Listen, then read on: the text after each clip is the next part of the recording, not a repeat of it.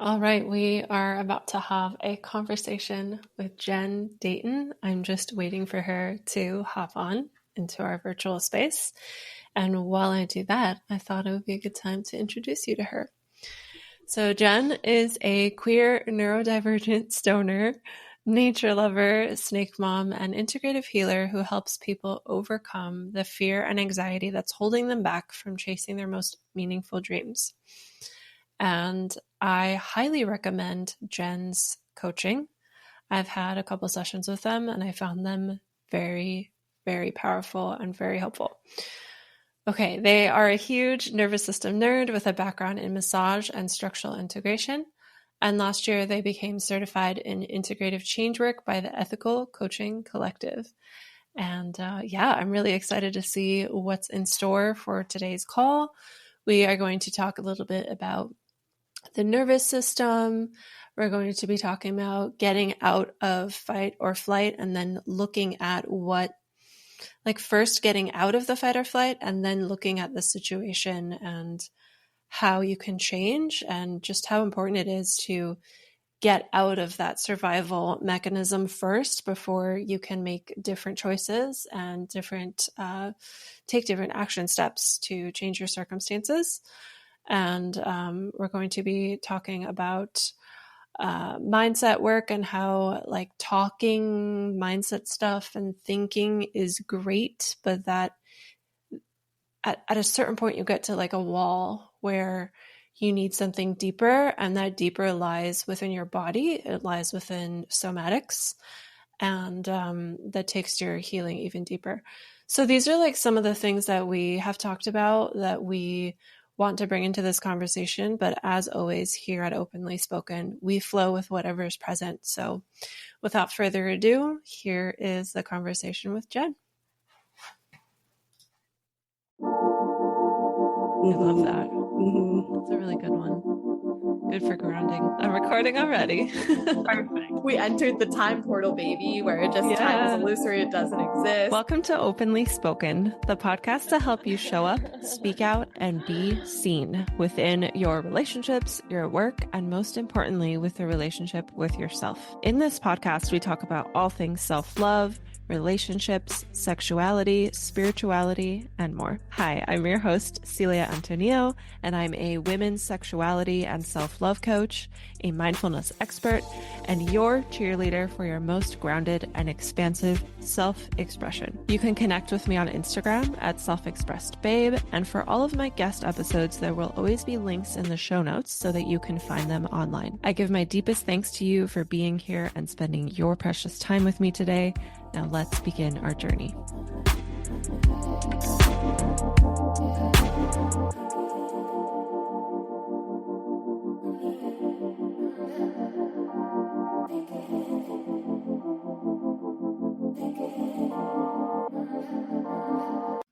Yay! Yay, perfect. We're recording. Hi, Jen. Hi, I'm so excited to be here with you. Yes, it's really good to see you again. Same. Yeah. I'm just going to adjust my window because I realize my camera's up here and you're down here. So 1 second. This is a lot easier on Zoom to position the screen in the right spot. So right before recording, as I was waiting for you to get on, I was recording and then I opened up your Instagram, and I just want to add that Jen is 50% healing baddie, 40% goblin, and 10% existential depression. I loved it. Yeah, that about sums it up. Thank you for seeing me. Yeah. So what's it like to be you today? Oh, I love that question. What's it like to be me today? I'm feeling really great, actually. I got coached yesterday, and I got coached about this session. Oh. And it was really beautiful, and I'm feeling super excited about it now. Nice. Yeah, I love that you got that support. And I love hearing when coaches and even therapists get their own coaches and therapists. And I love your coaching. I mentioned that in the bio. I love working with you. Oh, Yeah. yay. Okay, yes, so no, Oh, sorry. Go ahead. Sorry. No, I was just going to say that I find that, coaches often have some of the best appreciation for coaching. So I love working with other coaches as a giver and a receiver. It's fun. Mm-hmm. Yeah, it is fun. I feel like layman or the normie that is not a coach might approach certain things that your coach asks you to do and think like, you want me to do what? You want me to feel a blob and tell you what color and shape it is? Like, what? But a coach is like, oh yeah, we got this. Here's what this is. It's prickly. It's green. Yes, that's such a good point. I do feel like there's a little bit of like, I love just leaning into the weird. And when people are immediately on board with that, I'm like, yes, let's go. That being said, I am ever growing in my ability to bridge the gap between people who are not quite ready to name a blob yet. And that's cool too. We can have fun regardless. Yeah. I love that. So I say I love that a lot. So I'm going to call myself out every time I say it because I don't want to keep saying that every time, but I do love that. I love that you love that. Okay, so I know we have a couple of notes from our previous conversation where we were wondering what we would chat about on this podcast. And I was actually just reading one of your Instagram posts, the one where you were talking about how you posted this photo of yourself when you were younger in a bathing suit and you photoshopped it. And I wanted to bring that in because it kind of relates to, you mentioned the fawn response in that post and how that's not really mentioned. And I think another important thing that post touches on is how they're like these boxes that we think we need to fit into when really we don't. Ooh. And I feel like I'm currently going up against that all the time. Like I have not shaved my underarms in 6 months. And that's something I never would have done years ago, yes. Because it's like this box. I thought because I'm a woman, I have to be absolutely bald from the neck down. And it's fucking exhausting. It is fucking exhausting. Yeah. I that's the thing I think about the most now that I've let go a lot of the, I was going to say self-care, but it's grooming. A lot of the grooming that women are expected to do. It's hours upon hours, every week. And, I don't think a lot of men who are just people who aren't used to doing that realize the amount of time and effort that goes into it. But the farther and farther away I've gotten from having that just default expectation for myself, the more I look back and I'm like, that was crazy. That was crazy that I did all that. Yeah. Yeah. Yeah. It's we have bodies and bodies grow hair. I know. And same. I think that, letting my body hair grow was definitely one of those boxes I unchecked, and there's dozens of them. The post talked about, weight in particular, right? We have, especially growing up, I imagine as millennials, we grew up in the heroin chic era, the low ride pants with the flat belly and all the diet culture. And just, it was drilled into our brains from the time that we were quite young. Yeah. So in that post, I talked about how, gosh, I must have been, I don't know, 19 or 20 when, I took that picture of myself, and it was a shapewear swimsuit, and I photoshopped my belly to look slimmer. There were several photos of myself from that day that I photoshopped. And it just felt like there wasn't another option. Letting people know that my belly was soft, even though I was with people there in real life, but I wasn't going to put it on the internet. Mm-hmm. I was absolutely terrified. In hindsight, I don't think I thought of this at the time, but in hindsight, I think the difference between being with friends in my bathing suit and posting a picture of myself online of my bathing suit is just the wider cultural opinion. again, like that that like social expectation of like being skinny. It's like, well, maybe my friends can accept my lower belly, but the whole world doesn't need to know my business. I'll just be chubby in secret, Yeah. Yeah. Yeah. It's so heartbreaking how so many of us experience that. And it's like totally unnecessary. Yeah. So the fawn response, I like that we're getting into some of the like neuroscience of this. But for those who don't know, you probably heard of like fight or flight, but then there's also freeze and fawn. And freeze would be like, that moment where you have like deer in the headlights and kind of all your thoughts go blank and you don't really know what to do, or you just feel stuck or confused. But fawn is more like people pleasing or, trying to live up to expectations. It's about minimizing yourself. It's about hiding yourself. It's about shame. It's about making sure that people don't know you're not up to par in these ways. Mm-hmm. Yeah. Yeah.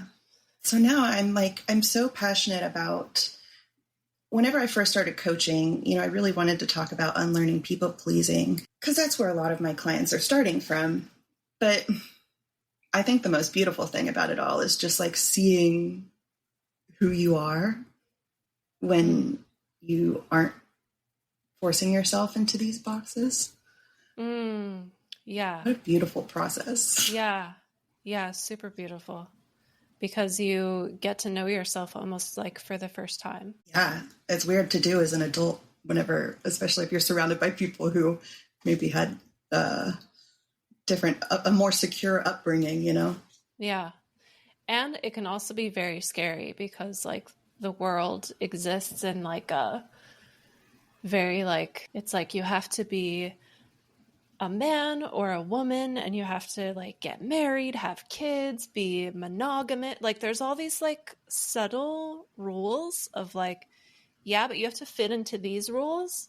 And so when you start to melt your freeze or you start to come out of fawn and you realize like, I actually don't agree with all these like things that society tells me I need to do. It's fucking scary. Yeah. It's really scary. Yeah. You have to feel the feelings that you were ignoring, and you have to be willing to be disliked at the end of the day. It's like you're always going to risk like letting the real you out and somebody seeing it and going, ew, and that's their business. Some people hate ranch and some people drown everything they eat in it, so to each their own. Yeah. Yeah. And I mean, the prize at the end of that is then you actually have people around you who like actually love you for you. Yes. If you're a ranch lover, you shouldn't be eating raw veggies just because, just because somebody said you shouldn't eat ranch, like eat your ranch, girl. Yeah. Yeah. I'm currently going through this kind of with deciding to not have kids. I always thought I would have kids. It was kind of like, one. Yeah, it's a big one. And it's like, like most girls, I played with dolls since age, I don't know, 6, maybe even younger. I'm also the oldest of a few siblings. And I also do have really strong maternal instincts. But when I look around at the world, I'm like, nah, not here. Not in this fucked up place. I mean, the world is beautiful. The world is gorgeous and beautiful. I just personally have been struggling with, the fact that we're human animals and we're primal and we're wild and we're multifaceted. And yet we're here existing in these like games of like, go to work, have money to pay for water, and like just so many things. Yes. I don't even know where to start. I 1000% feel you on that. I feel like once you become aware of that, and if you're one of those people who's like, I see that, I don't like it, I don't really want to participate in that, and yet here I am, got to get by. I don't know how to build a fort in the woods. So I'm going to try to earn money to buy water. So if you find yourself in that place, it's just exhausting and overwhelming to get through the daily grind of earning enough money to live and like making sure that you're taking care of yourself and, you know, keeping up with your social support and yada, yada, yada. It's like adding not only just the labor, like the domestic labor of taking care of a child, which is significant, but also the whole emotional burden. And I don't mean that derogatorily, but just the emotional weight of being responsible for another being and like wanting them to be mentally healthy in a world that we're paddling upstream to stay healthy. So yeah, it's a huge task parenting a child in this world, especially as somebody who is mindful of trauma and, you know, the human nature. Ooh, I don't blame you at all for seeing that and being like, no, thank you. Just yeah. No. It's been tough though, because it's like popped the bubble of like who I thought I was and the life I thought I was going to live. Like it's just like, yeah, it's been insane. Yeah. If I may, like, what is it about, you know, you mentioned that this is about like, this thing feels like you're defying some of the boxes. So what are some of those boxes? I'm sure there are other people who feel them too. Yeah, I love that. I would say the first box is like, just because you have maternal instincts equals I need to be a mom. Because I see a lot of people who have chosen to be childless and they're like, oh yeah, I just don't have maternal instincts. And like, I have maternal instincts, but I don't think that's enough. Like, that's not reason enough. Yeah, I'm sure you would make a great mom. And that doesn't mean that you should. Yeah. What are other boxes? I guess just because I have a womb, I need to be procreating. I need to be like barefoot and pregnant, which no thanks. Yeah. I feel like those are the only ones, perhaps. Oh, maybe also, you know, that I'm married and it's like, having children is like the next step, apparently. Yeah, it really all just kind of revolves around like, as women, we exist. Our role in society is to bear the babies, and otherwise, what are we good for? You know? Yeah. But yeah, like, you know, you and I, and I'm sure a lot of people listening to this could think of 1,000 wonderful things about you as a full faceted human being, you know, you have a wonderful life without being a mother. And so we know on a logical level that that's not true. And yet we kind of operate from these societal rules that exist way deep in the back of our brains. Yeah. Because that narrative is everywhere. You know, it's in it's in the Disney movies we watched when we were children. It's in the dolls we played with when we were children. Like, and here's where I think people get caught up is because you can say, oh, it's in all the movies we grew up with, and I see that now. But then there's the reality of, you know, one of these days you're going to have to respond to your aunt at Thanksgiving when she says, why aren't you and your husband getting pregnant yet? You know, you have to decide what you're going to say in that moment. And I think that people, whether they realize it or not, are, you know, sometimes they realize it and sometimes I think we don't, or just like unconsciously avoiding those interactions because they're uncomfortable and we don't want to face people's disappointment in us. Like maybe we can digest the fact that they have it, but we don't want them to look us in our face and say, what's wrong with you? Yeah. Essentially, you know, even if they don't say what's wrong with you, that's what's behind it. You know, what's wrong with you that you don't want to have kids? Yeah. And that's where the freeze response can come back in. Fawning, perhaps. Yeah. We talk about them like they're these separate things, but they're often so blended, right? And I think fawn and freeze are often quite good friends. They are for me anyway. Yeah. Same here. It's like if somebody says something rude, I'm like, zip. I'm trying to get better at being like, what do you mean by that? Or, you know, just not going into immediate freeze. But yeah, it's fight is the last thing on the list for sure. Yeah. Yeah. For me, I freeze when someone is angry. Like if someone is like yelling, like at the last place I lived at, I parked in front of a garage, and the person whose garage that was like banging on my door. And then when I opened it, was just like yelling at me, and I could not even respond. And that's how I would get. This was 2 years ago, and I haven't had an experience where someone's been yelling at me. So I think maybe I would respond a little bit differently now. But all through my life, like if someone would scream at me, I would just be like, and then when they leave, I would just start sobbing. And it feels so like disempowering, because it's just like, I want to be grounded. I want to, be able to let the person be angry without making it mean that I'm unsafe, because their anger is about them. It has nothing to do with me. Absolutely. Yeah, but you don't think of that in the moment. Like, yeah, you don't. I think that implicit in the fawn response, and sometimes freeze, is like, you're essentially like trying to get them to not hurt you by being pleasing and ameliorating. You're like, it's like if going along with the serial killer until you can find a way to escape, so that they don't hurt you.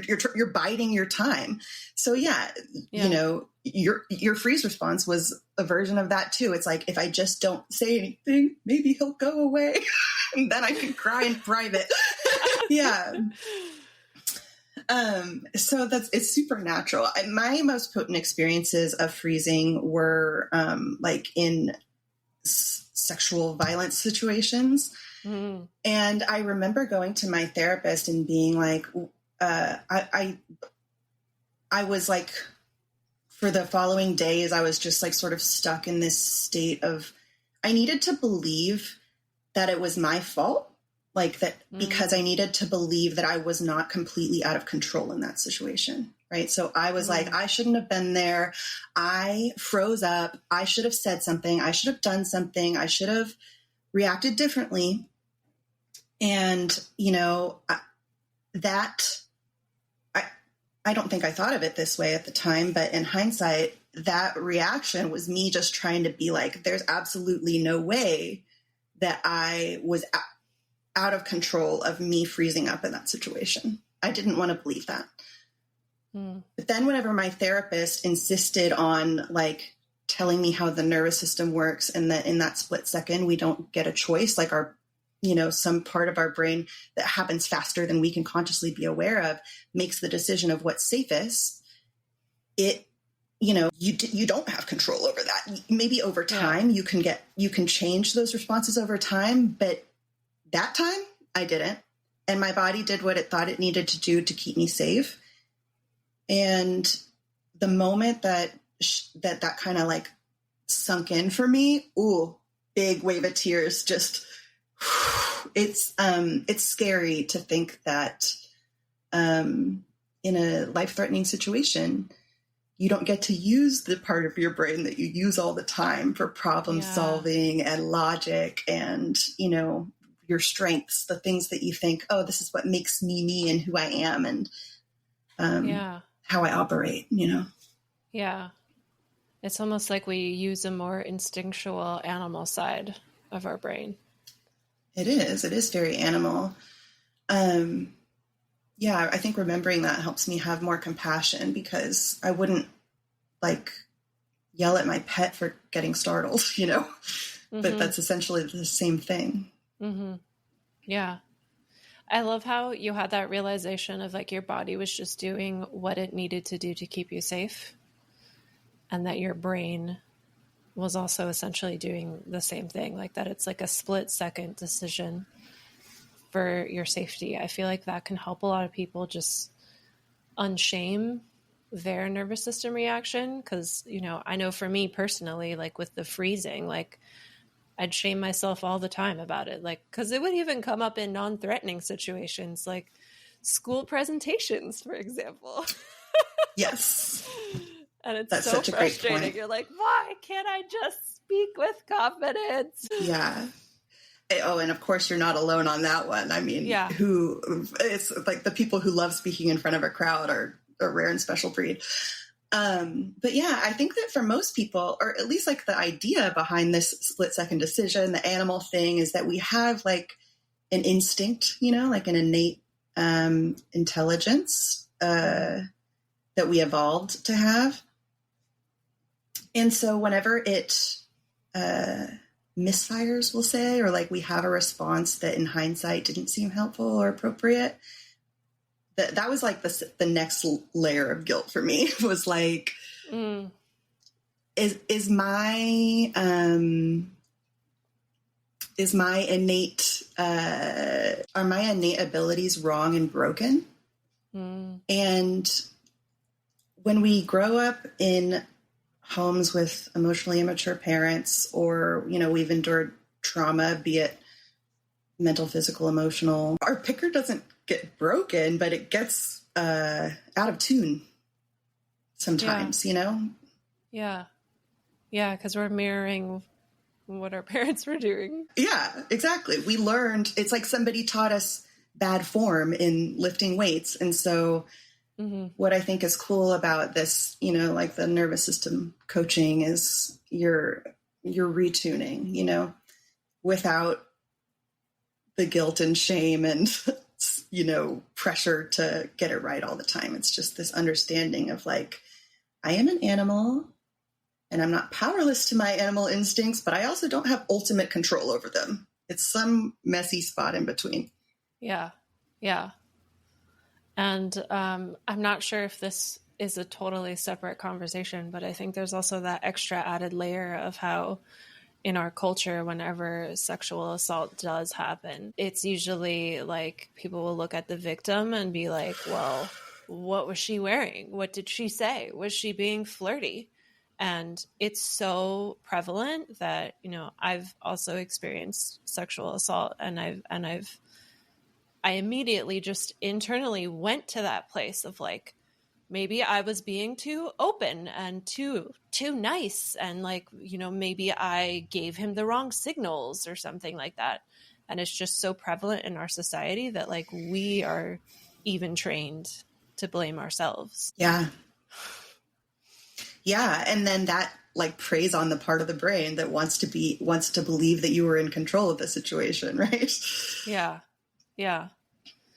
So you mentioned in our previous chat about talking about getting somebody out of the fire, like out of the triggered nervous system response first and foremost, before going into kind of like take different action steps or take different choices. And I would love to invite you to speak on that. Yeah, I got that analogy from Melissa Tiers, my coaching teacher.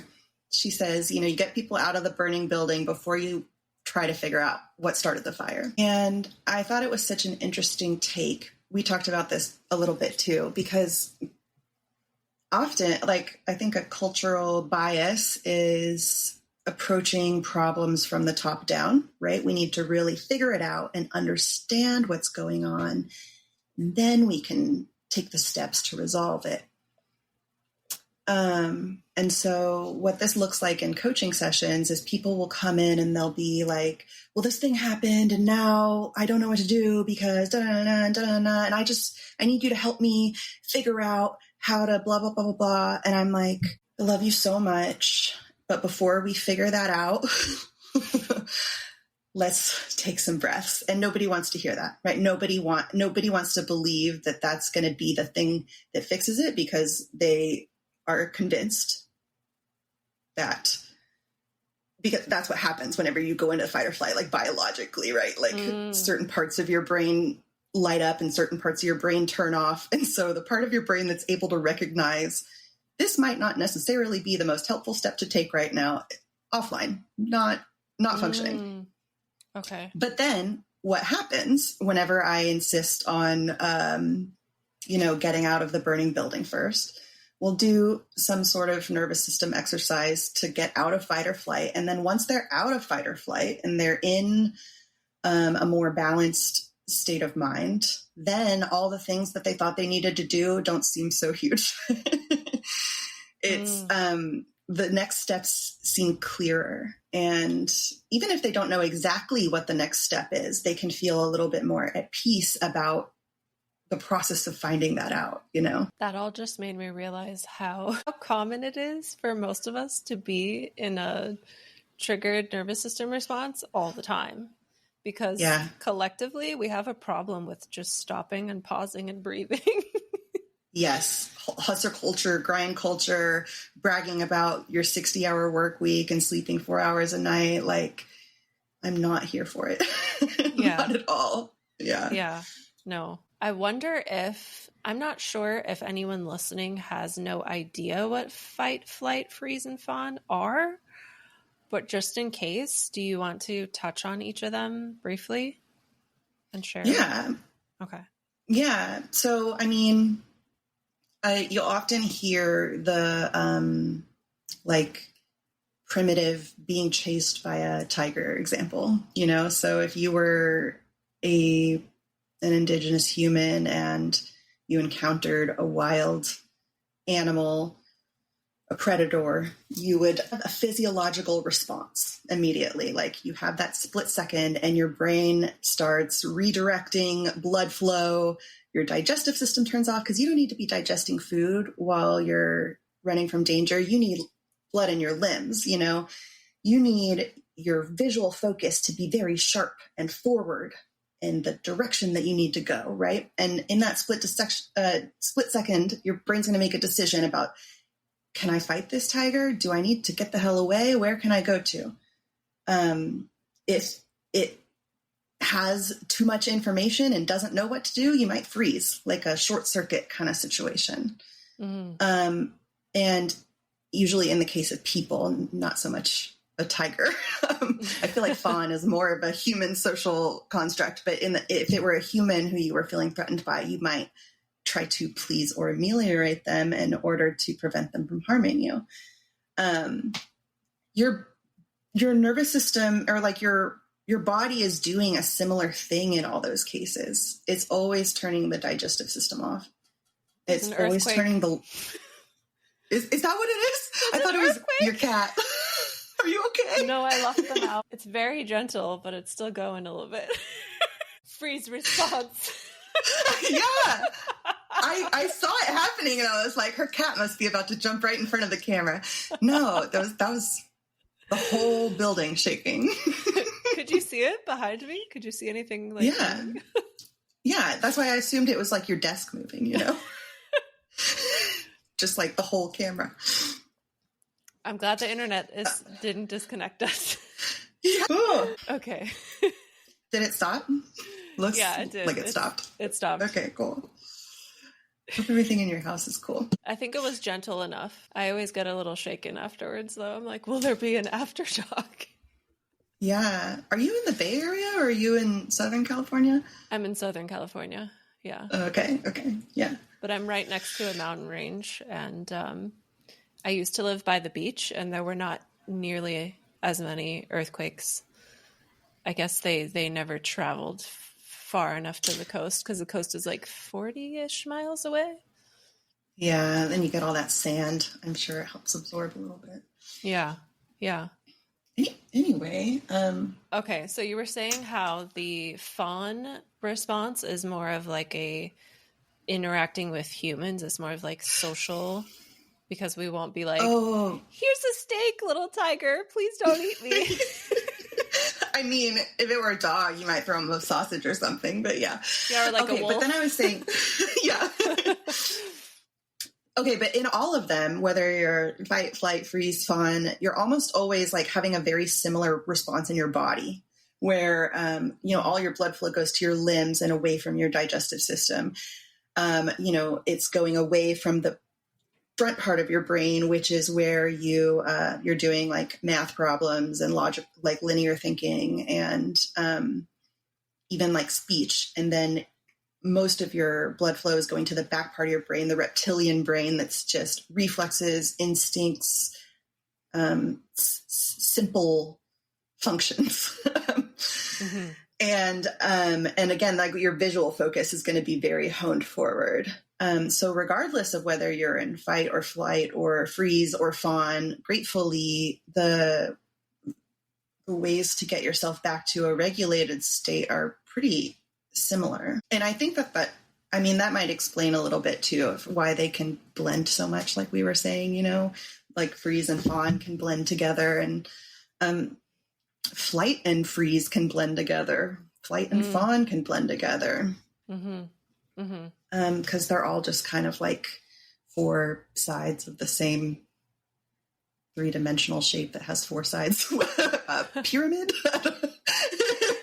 Four sides of the same pyramid. Yeah, so you just said that because they're all similar, they all have similar ways of getting you, like you can apply similar methods to get you out. What are those, some of those methods? One I use a lot in sessions is EFT tapping.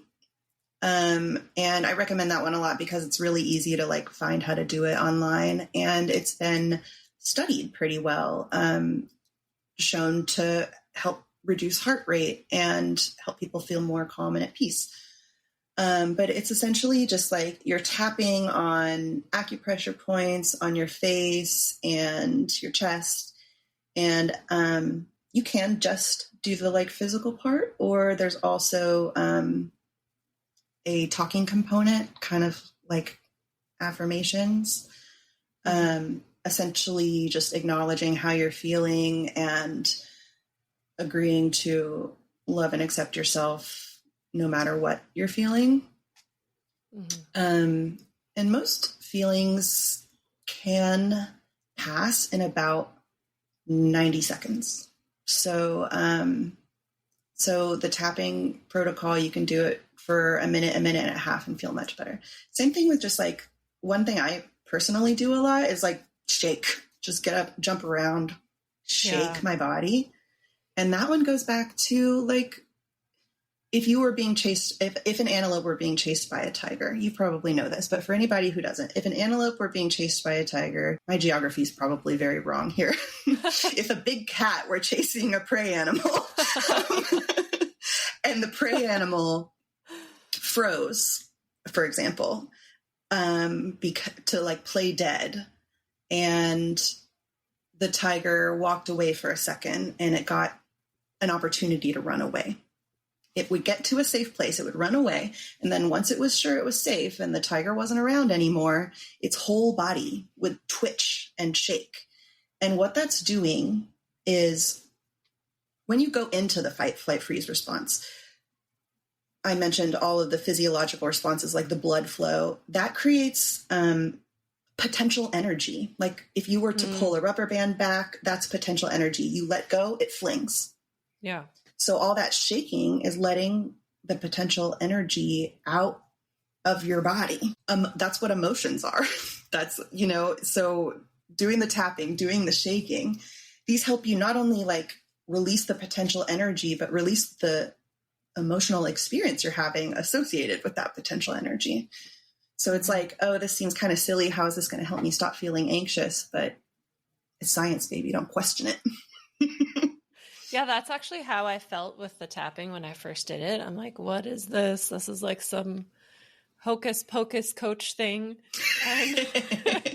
But if you stay with it, like it eventually works. And I love how you mentioned that you could just do the tapping, because I do find just the tapping to be really great, especially like right under the eye. It for some reason like always feels really good for me. Just like my favorite's right in the chest. Sometimes I'll just do the chest. Yeah. But I like that everybody has a little bit of a different like favorite spot, you know? So you don't have to do it like perfectly the way they teach it every time. My teacher, Melissa, teaches a like shortened version of it and it still works. I don't know the perfectly like the science behind why it works, but it does. Hocus pocus magic. Speaking of weird hocus pocus magic, I'm glad I have this rock in my hand because bilateral stimulation is another super weird one. Like, if you've ever have you heard of EMDR therapy? I have. I've never experienced it though, but I heard it like replicates like what your eyes are doing in REM sleep. Is that right? Something like that. Yeah. I think the person who discovered it was watching a tennis match and their eyes were going back and forth. But they're just like watching a tennis match and like doing trauma healing, or how does that happen? In EMDR, there's like this specific protocol, right? Where you're talking about certain things and then you're doing the thing. But this just bilateral stimulation on its own is, you know, a technique that can help your brain like process and integrate information, right? So that can include going on a walk. It can include passing something back and forth between your hands. It can be listening to bilateral stimulation music, binaural beats or whatever. When it goes from ear to ear, it kind of like tickles my brain, if that makes any sense. Yeah, you'll see people online being like, neurodivergent people, this is so soothing. That's why. It's because there's something about like lighting up here, lighting up here, lighting up here, lighting up here that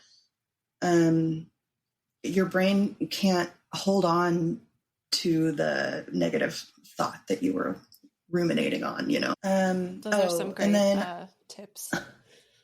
There's one more that I think I've taught it to you too, that I like teaching to people because this is like the by far quickest, easiest one, where you just like, because I mentioned, you know how you got the focal vision, you're looking forward, right? You got to run away from that tiger.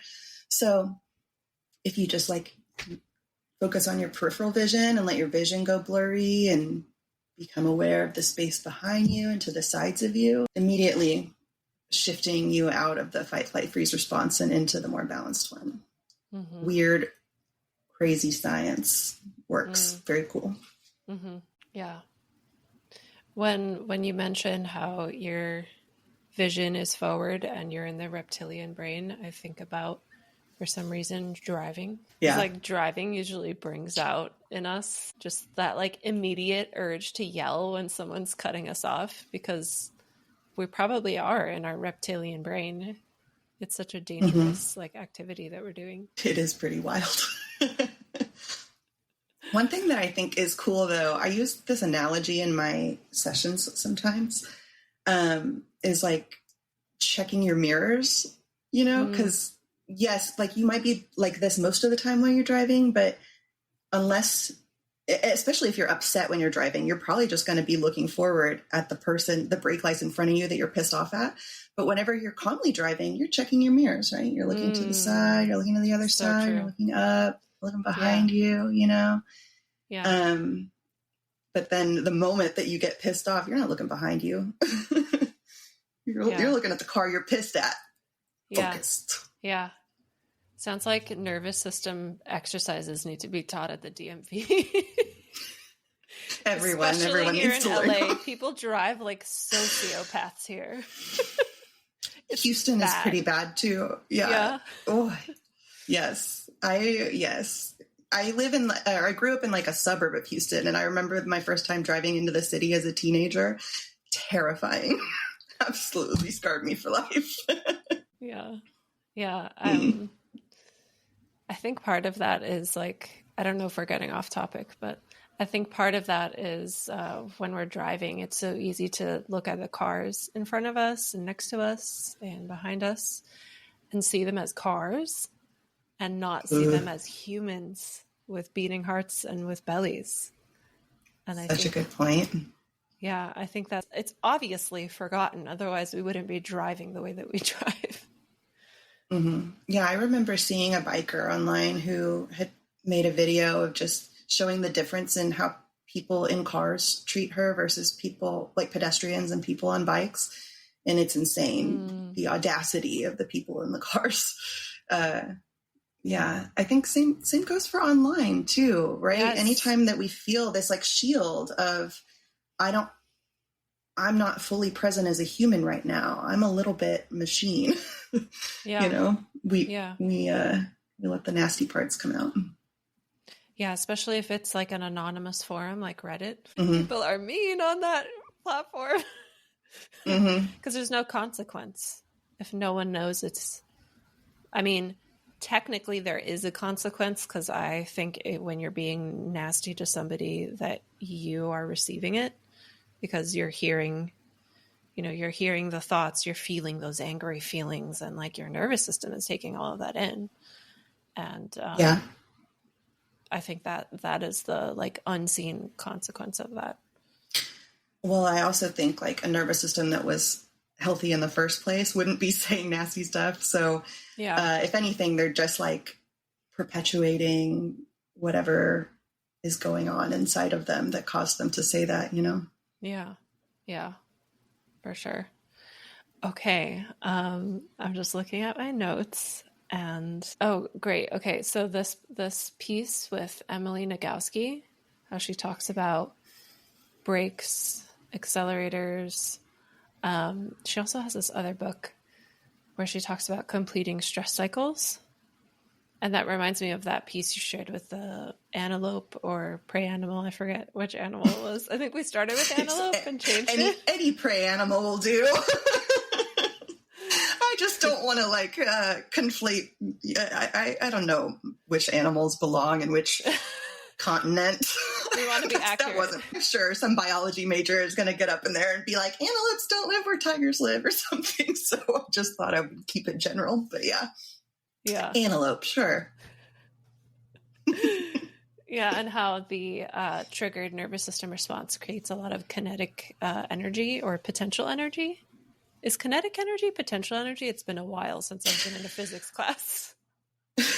I think that one is an umbrella for the other, but I think that, yes, I think that they're related. I do think that potential energy is kinetic energy, or it's potential kinetic energy. Shall we be Googling this? Clearly. Difference? I'm a life coach, not a scientist. Okay, but what I think potential energy is, it's the potential for kinetic energy, right? Okay. I think so. Kinetic energy lying in waiting. Okay, Google says the main difference between potential and kinetic energy is that one is the energy of what can be, and one is the energy of what is. So potential is when something is kinetic. Still but has energy, and kinetic is when it's in motion, I'm guessing? Yes. Kinetic energy is energy in motion. Yes. Kinetic energy is after you let go of the rubber band. Okay. And then potential energy is what does it say? Stationary. That's interesting because like when our nervous systems are activated and when we're in freeze response, like we can seem like we're stationary and all these things are happening inside. Yeah. And most times, like we're not taught nervous system practices in school. Most times we kind of like bottle that in and hold that in. So I guess we turn that energy into something that's stagnant. I don't know if that makes sense. No, it makes perfect sense because you're right. Potential energy, it's not something just sitting on the counter, right? It's stationary, but it's waiting to pop at any moment, Yeah. And so whenever we're in freeze mode, we might be sitting still, but there's turbulence inside, there's turbulence that needs to come out. Mm-hmm. Yeah. And it can come out by yelling or, I'm sure we have a zillion, coping mechanisms we could name or involuntary responses, but not until you actually shake it off, feel the feeling, integrate, really allow your body and mind to experience and integrate that experience. Will the inner turbulence be gone? Yeah. And then once that inner turbulence is gone, you can come out of that lower back of the brain state and come back into the more reasoning side of the mind, and you can make better decisions. Yeah. And you can also, have deeper capacity for intimacy and for connecting with people. I think that's a big part as well. Yes. I think that whenever we're in the turbulent state, we focus again, so much on what we need to do. And we think that that's the answer, right? It doesn't seem like sitting and feeling would be helpful, because it's not directly making visible, measurable change on the thing that you're worried about, right? Mm-hmm. But you're the vehicle for your life, your body and your nervous system. There's no doing without you. And so if your computer is buggy, you're going to have a hell of a time trying to execute the functions until you go in there and get the bugs out, you know? Mm-hmm. Yeah, that's very well said, especially because we're all kind of trained to like do and produce and check things off a list, and doing something like pausing and feeling our feelings usually is seen as like, oh, I'm not doing anything, or like, that's a waste of time, or that's woo-woo, or so many things. And I think adults don't have enough space to be able to feel and to be able to unleash in their feelings. Because, like, for example, if you go out in public and there's a 3-year-old throwing a tantrum at the grocery store, nobody bats an eye. But if I, as a 34-year-old woman, started throwing a tantrum at the grocery store, I would get crazy. Locked up. Yeah. She's crazy. What's wrong with her? Yeah. Either you're either infantilized or you're dismissed in some grander and more painful way. I think even, I think a tantrum is a pretty big example, but even little things like singing to yourself or talking to yourself or stimming, like neurodivergent stimming, like these are all very natural ways that we release the potential energy and regulate ourselves. And, it's all sit still, be quiet, fall in line, behave like everyone else is behaving. Don't freak anyone out. Don't make weird faces, And so we just train ourselves to turn everything off. Yeah. And the turbulence builds until you're 30 years old and you have autoimmune problems and you can't digest anything because your digestive system has been off without blood flow for the whole time, Yeah. That's wild. We're basically trained to freeze and fawn. Yeah. Containing everything in. Yes. I mean, this can be a whole nother conversation that we have sometime, but, I could go on and on about how the school system is set up to make workers not thinkers, and that Rockefeller quote or whatever, like, and the work week and everybody at the top expecting everybody at the bottom to never relax while they live lives of leisure. Like, it's not designed for us to be healthy. It's not designed for us to be happy. It's not designed for us to be sane. It's not designed for us to have space to do this processing that is very natural and normal and human, but also like vital, necessary to survive. I think that health epidemics will continue to rise until we learn this information and adopt it as a society. Yeah, for sure. I don't think we're meant to be doing a lot of the things that we're doing right now, all the way down to even connecting how we are now. I love it and I'm grateful, but we're not supposed to be doing this. Nope. We're supposed to be sitting in person right now, and we're not supposed to be recording it. Like, certainly not. No. I know. It's wild. Sometimes I really love it. Like I love that I had the opportunity to meet you in a world like this, because I wouldn't have otherwise. But I don't know. I think people often talk about it like it's this either or thing, right? Like either you have to love everything about technology and modern life, or you have to reject all of it and go be a trad wife and, make sourdough bread with your pregnant belly and your bare feet. But like, I think that there's room for both, right? Obviously we're using this to have a conversation about people feeling better and being happier, So, it's complex. Yeah. It's super complex. There's beauty, there's horror. That's life, baby. Yeah. So do you want to talk about the brakes and accelerators yes. concept? Yeah. From Emily Nagoski? Oh, I love our tangents. Yes. Me too. Yeah. But you're very good at keeping me on the trail. So Emily, is it Nagoski? I actually don't know how to properly pronounce it. I say Nagoski. Yeah, okay. So Emily Nagoski wrote Come As You Are. Love that book.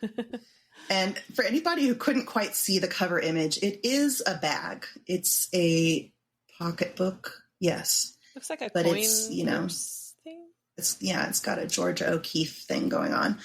And then she also wrote a book called Burnout, which I have not read, but I was very impressed by her nervous system work in Come As You Are. That I would recommend Burnout just based on that.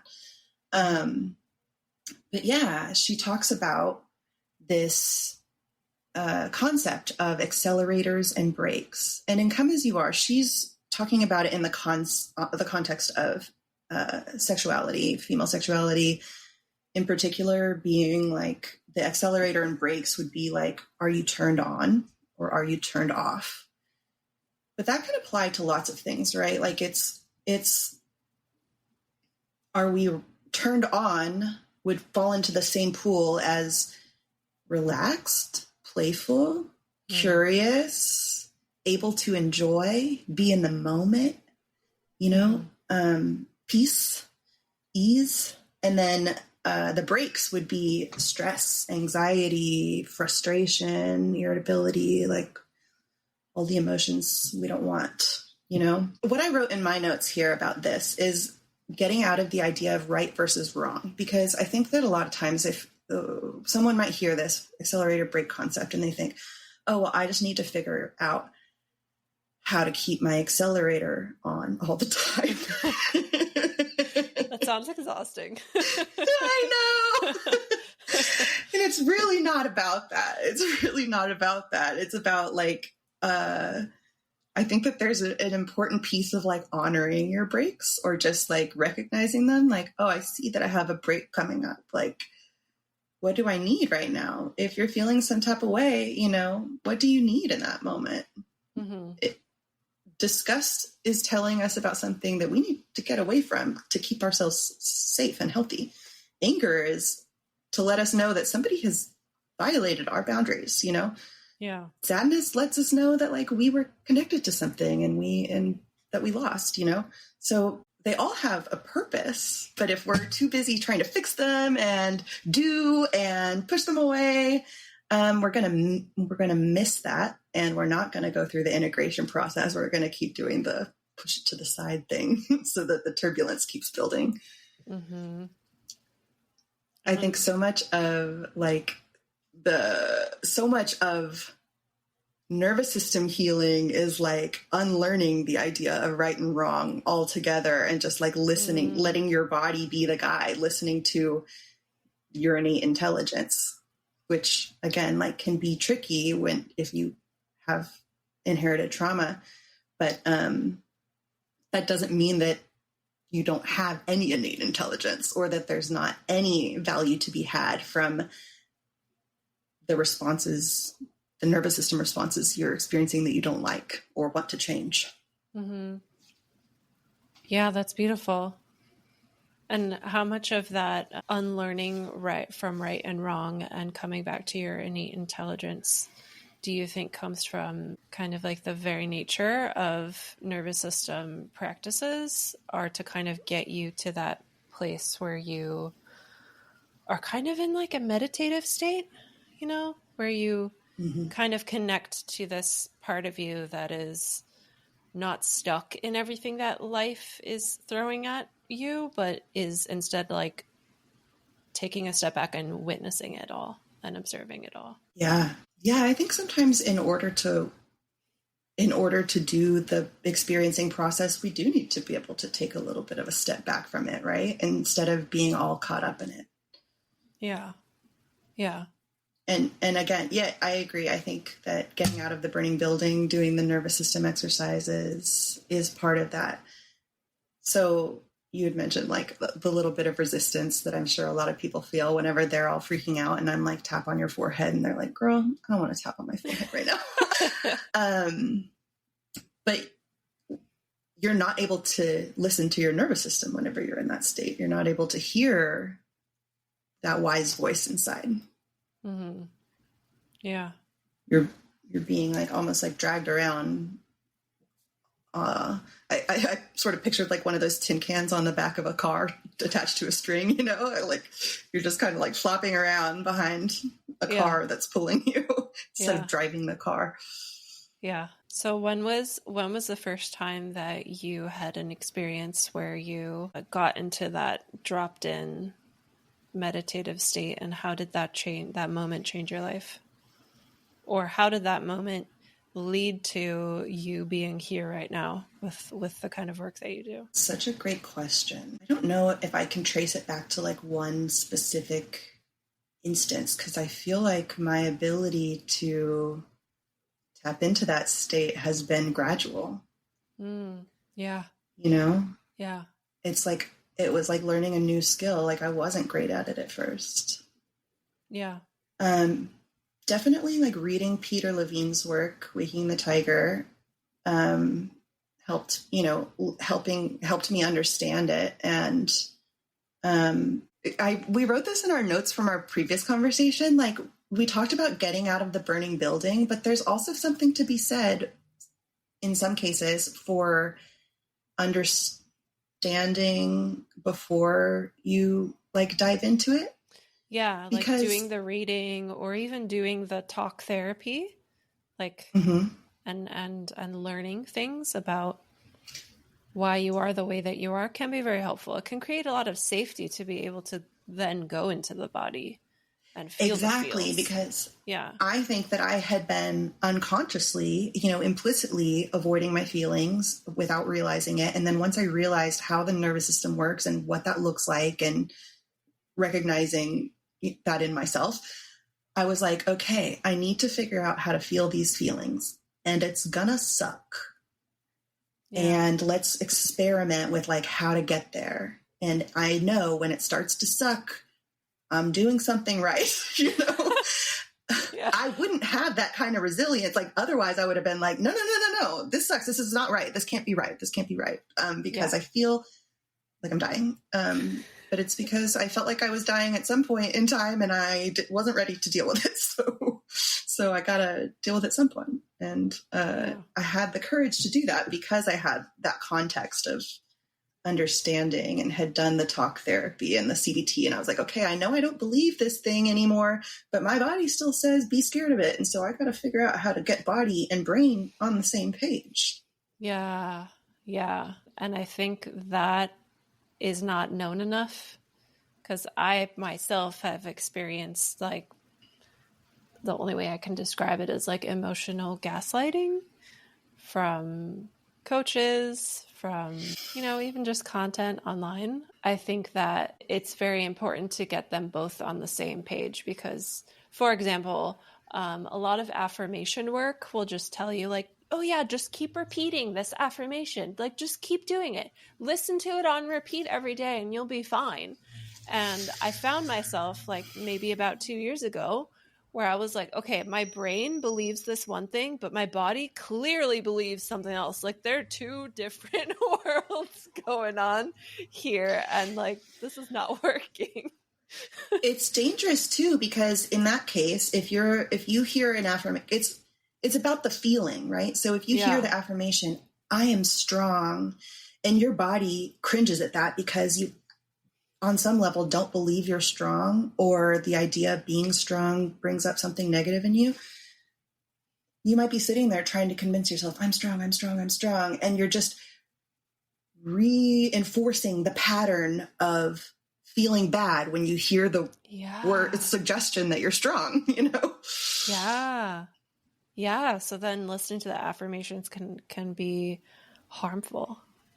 I've never thought of it in some that cases. way. Yeah. you have to believe what you're saying. So if you're not feeling great, I'm not feeling great right now, but I trust that I'm going to be okay at some point in the future.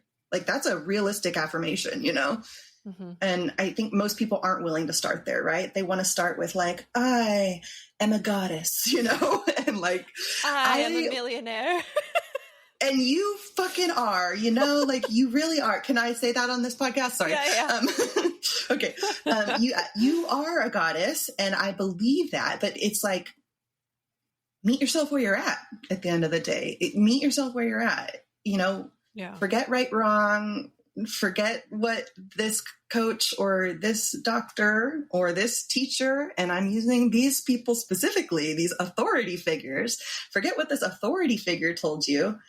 Meet yourself where you're at, and you know what's true about you. So if it's true for you that you hear that and it makes you go, ooh, I don't feel right about that, it doesn't mean that that person doesn't have anything valuable to say or that it's black and white about who's right and who's wrong. But what it means is, like, for you, that's giving something no, you know, and you can explore why that is.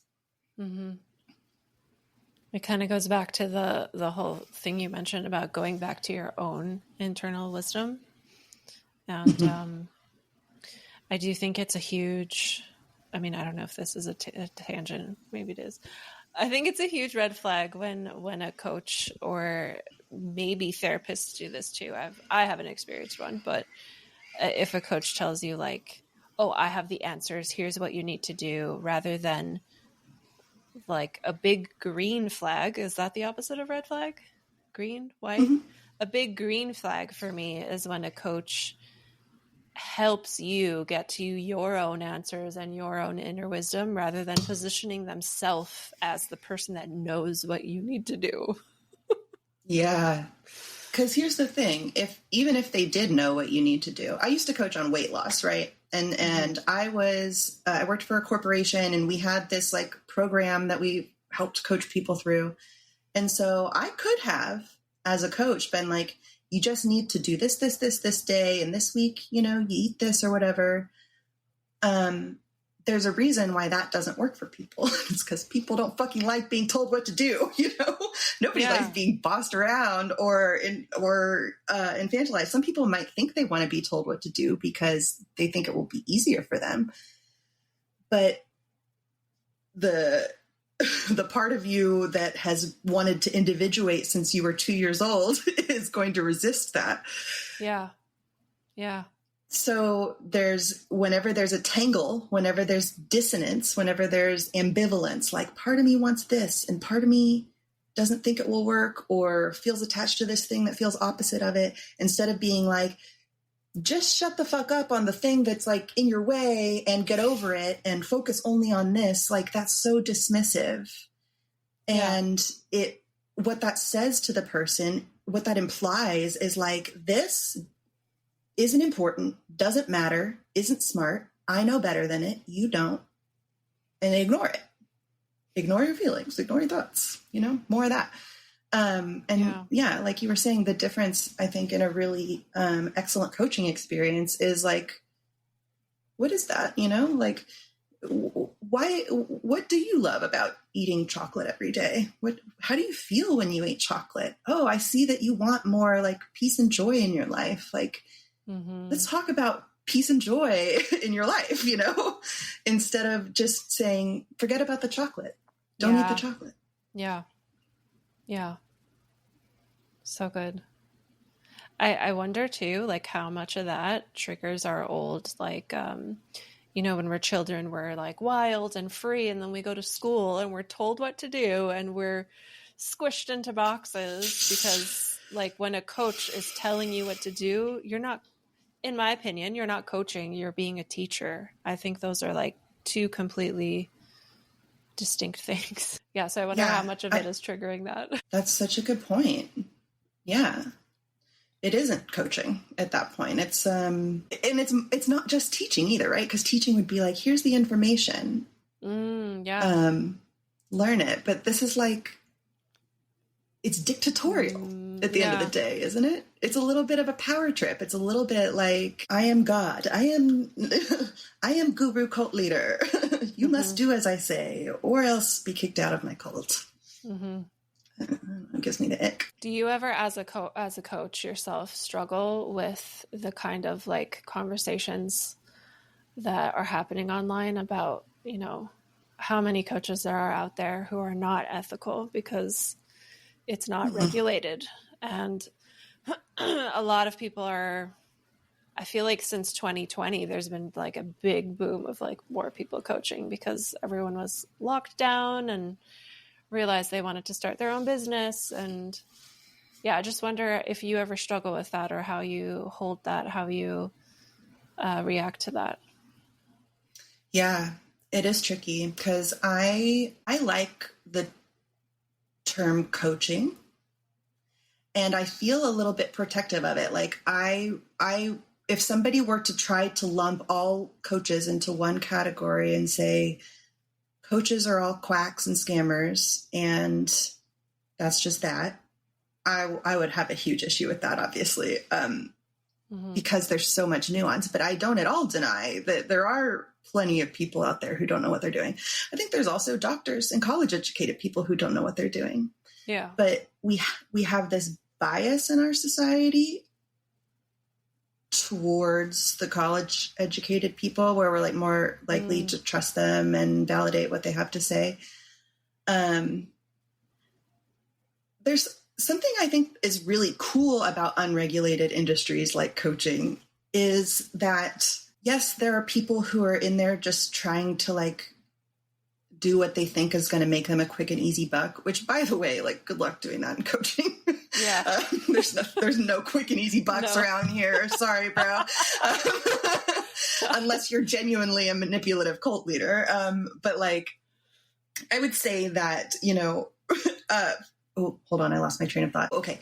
There are some people who are going to be trying to just come in and make a quick buck, but then there's going to be dozens more people who experience themselves, right? Yeah. Like they became what they became because they were forged in the fire. Not, I went and learned all the right things and got all the right degrees, and now I know the right thing to tell people, which smells a little bit more like what we were talking about earlier. But like, I know what it feels like to be where you're at right now. And I feel so compassionate for you in the place in life where you are right now that I just want to be there for you and hold you through it. And like, I know what will help because I've been there. And if you have questions, I can answer them, you know? Yeah. I think that, not to say that there aren't doctors and therapists and college educated people who have that experience. But from what I can observe, like anecdotally, there seem to be a little, maybe more of the soul people in the unregulated industries, more of the self-starters, a little bit more of the like, come hell or high water, I'm going to do this. Versus the like, well, I just needed to pick a major, and whenever I was a sophomore, this sounded pretty good. And now I talk to people and make a lot of money, and it's cool. Great. Yeah. Really satisfying job. Love it. Like, that's cool. That's fine. But like, you know, yeah, I'm not drawn to that. Yeah. A lot of coaches too, though, that I've met so far, they did pick something and they did major in something, and they didn't let their learning stop there. I think a lot of coaches, like, you have to love learning if you want to be a coach. Like, it's like a never ending learning journey. That could probably be said for any industry. I feel like no matter what your craft is, you can always learn. It's like you did go and you did learn the thing, but then you also allowed the experiences in your life to be kind of like your second university, or whatever you want to call it. Yeah. Yes. That's such a good point. The distinction is not what industry somebody's in or how much education they have. It's like, are you curious? Are you committed to learning? Are you passionate? Or are you just here to check the box of being good at your career, you know, doing something like acceptable, successful, trademark symbol, you know? Yeah. And again, just normalizing that that's like so understandable with how we live in our modern world, because like most of us are in that nervous system activated response. And like it feels like life or death to like, do I go and be a doctor or do I go and be a painter? Like, I'm going to go be a doctor so I can eat. Like that's unfortunately a lot of our choice is made from that fear space. I was talking to a friend about this recently because we had been our conversation had been operating from this assumption that there are like creative, you know, right-brained people and then like left-brained people who maybe don't have creative passions. And I was like, I actually disagree. Like, I think that everybody has something that they could be really passionate and excited and curious about, whether it's a creative, like artsy thing or something else. But most people just don't have access to that because they are living in this constant state of fight and flight and go, do, check the boxes, impress the people. Yeah. Well, that was a tangent, kind of. We related it back to the nervous system there at the end. Yeah. If you don't like tangents, don't listen to us. I mean,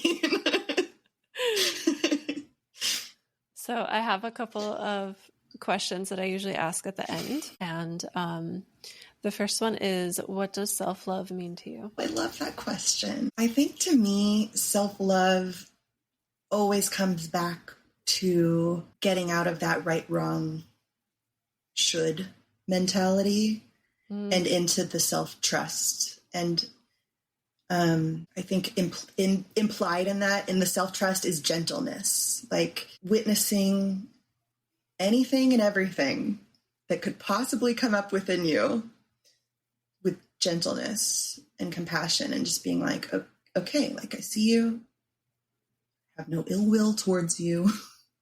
Mm-hmm. We'll get through this together. That feels warm and fuzzy. I love that question. Yeah. And I think it's an important one too, right? Because I think self-love is a term we throw around a lot without really knowing what we're talking about sometimes. For sure. We make it mean that we've shaved our armpits. And then we make it mean that like, oh, that person has hairy armpits and they're in a woman's body or a feminine body. They don't care for themselves. They don't love themselves. They let themselves go. Go. I'm like, I let myself go. I love that though. Like I did. I let myself go. I let myself free. Go. Yes. Yeah. I am no longer bound by your chains. I let myself go up, out, away to all the places I like to be, with my hairy armpits and hairy legs and soft belly. Yes. Eat it. Yes. I used to live in New York City, and New York City compared to LA, I feel like you see such a wider spectrum of humans and like human expression and how people decide to go out onto the streets. And I remember seeing this like beautiful person in like a dress that was like right below the knee. And maybe this person was a woman. I didn't ask for their pronouns, but this person had like really hairy legs. And I was like, yeah, if that person can rock that, I could do that too. Like, what's the big deal? It's just hair. It's just hair. Yeah. Yeah. If it wasn't supposed, like, I remember reading a story online recently of a girl was babysitting a 7-year-old boy and she had hairy legs, and he goes, girls aren't supposed to have hairy legs. You should shave. And she's like, 7 years old. If it's not supposed to be there, why did it grow there? And he stared off into space for a while and then asked to put on Spider-Man. She broke his brain. But yes, he had already like just internalized women are supposed to shave. That's wild. And he had never considered the possibility of why you why you would be expected to do something about something that naturally exists on your body. Yeah, that's so funny. That's wild. I know. That at 7, we're already, yeah. Yeah. Wow.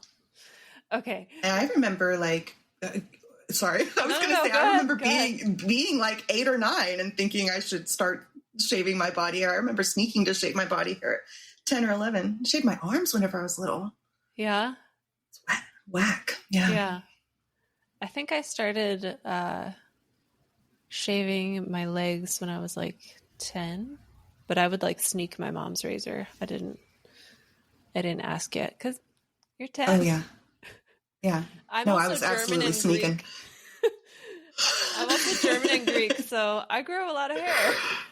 Yeah. You had that dark hair coming in and you were like, oh, beauty standards say no to that. Yeah, that's so sad. Yeah. Oh, I'm sending love to little Celia right now. Thank you. Yeah. Okay.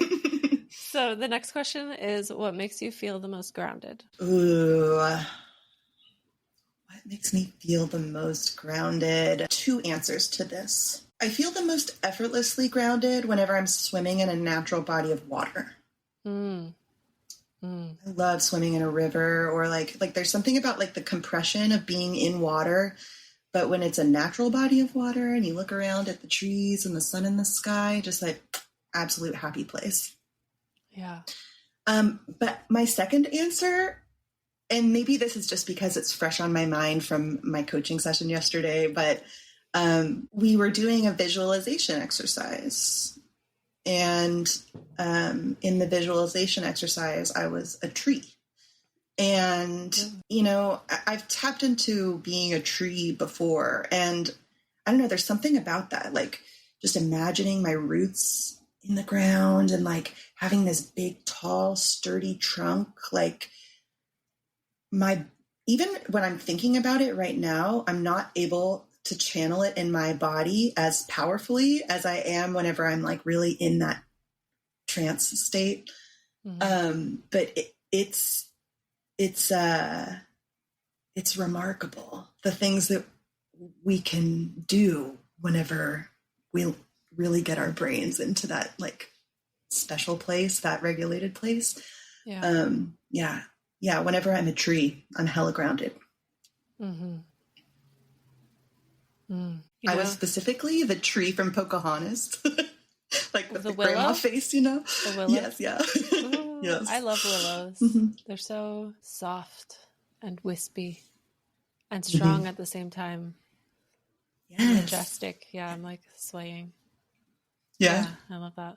I have a friend who, when she was little, her and her mom were having a conversation about reincarnation.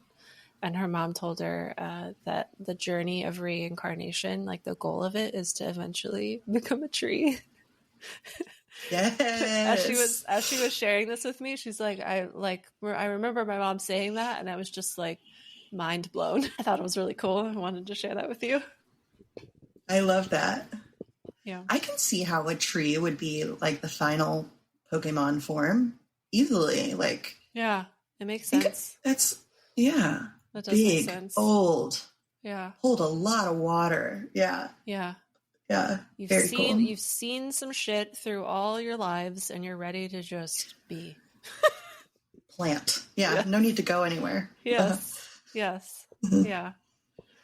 So before I ask you where people can find you, I usually ask my guests at the end what their favorite part is about being a woman. But I know that you also have they, she pronouns. So I'm also curious what your favorite part is about being gender fluid as well. Ooh, I love this. And I love that it's a 2-part question because I do feel like I really identify with womanhood, but I also identify with something outside of womanhood, androgyny, gender fluidity, and they feel like different parts of myself. Like this is going to be a Gemini as hell answer. But my favorite part about being a woman is my capacity to feel deeply. And I don't mean to imply that men can't feel deeply. I do think that's a dangerous implication, actually. But,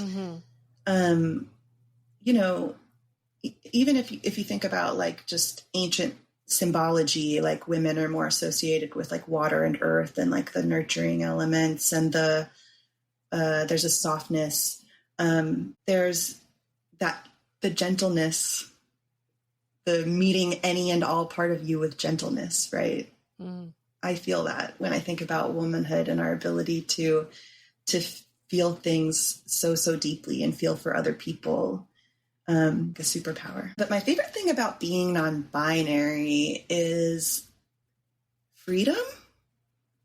Yeah. Like I think especially we started this episode talking about the boxes that women are expected to fit into, right? And so women can shed those boxes and be women. But for me, shedding those boxes and being non-binary or recognizing that I was non-binary were something that happened hand in hand. It was very much like, if I were to explore the possibility of not being 1000% woman, what would be the first boxes I would want to throw out, you know?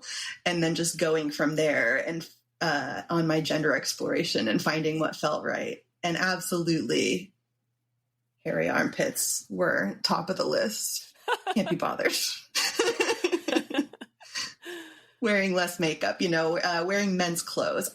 Growing up, I was definitely like, if I tried to dress in a relaxed way, you know, there was commentary. So just being like, yeah, I shop in the men's section and I cut my own hair and I don't feel pressure to be pretty. I feel like my purpose is more it's more than how I look, which again, not explicitly true for women, but definitely like a sociocultural message that is hard to shed sometimes. Yeah. I love your haircut, by the way. I didn't know that you do it yourself. Thank you. Thank you. Anytime someone compliments me, I'm like, I fooled them. Yeah. Isn't it weird too, though, how we have certain clothes that are like, quote unquote, for women and quote unquote for men? It's like, yes, I've thought of this concept a lot of if like, let's say I had a 5-year-old son and he wanted to wear a skirt to school, and just thinking of like how weird it is that would be a problem when it's literally just a piece of fabric hanging on his body. It's so weird if you think about it. We make weird. So much meaning out of a piece of fabric or a color even sometimes. Oh yeah. It's so weird. And then not to mention all the weird little phrases they put on little boys and little girls t-shirts, you know? Oh, I've never paid attention to that. Oh gosh, if you go into like the children's section at Target, you'll see little boys t-shirts that say like, I'm brave, or I'm a ladies' man, or something like that. And like little girls t-shirts that are like, sweet, demure. Oh, I'm pretty, she's daddy's little girl. Like, I don't know, just like the vibes are very, I just threw up in my mouth. Yeah. It's the gender boxing starts happening so young. Yeah, wild. Okay, so did you want to add another thought? No, I was going to suggest that we add something else to the end so we don't land on something so sad. Well, I was going to ask where people can find you, and if you want to add anything, like any closing thoughts, feel free to add that on. Yes, closing thoughts. Let's see. My closing thoughts would be that completing the cycle might look different for every person. You might need to start by talking about it and understanding it, or you might need to start by getting yourself out of the burning building and regulating your nervous system so that you can think clearly and understand what's going on. And if you find yourself in the latter camp where you know what you need to do and want to do and the next steps you want to take to fulfill your creative vision or start your career or achieve some sort of goal, and your body is scared, anxious, you're choking up, you can't get the words out, you can't seem to get yourself to start, you're procrastinating, I can help. That's where I come in. I help people rewire their nervous systems so that their body and their conscious mind can match. And rather than telling you to just get over it and pull yourself up by your bootstraps, I'm going to actually help those things feel easier and more natural to do through therapeutic memory reconsolidation and integrative coaching. So we can coach online. You can find my information at www.jendayton.com. And if you're in Austin, Texas, I also do in-person work and incorporate a little bit of supportive touch. I have a background as a body worker, so that work is super, super fun. So if you are in Austin, please do look me up. You can also find me on Instagram at Jen Dayton. One word, no punctuation. Cool. And all of those links will be in the show notes or the caption, depending on if you're listening or watching on YouTube. Yeah. Yay. Yay. Oh, thanks so much for inviting me, Celia. This was so fun. I love chatting with you. Yes, this was really great. Thank you. And it went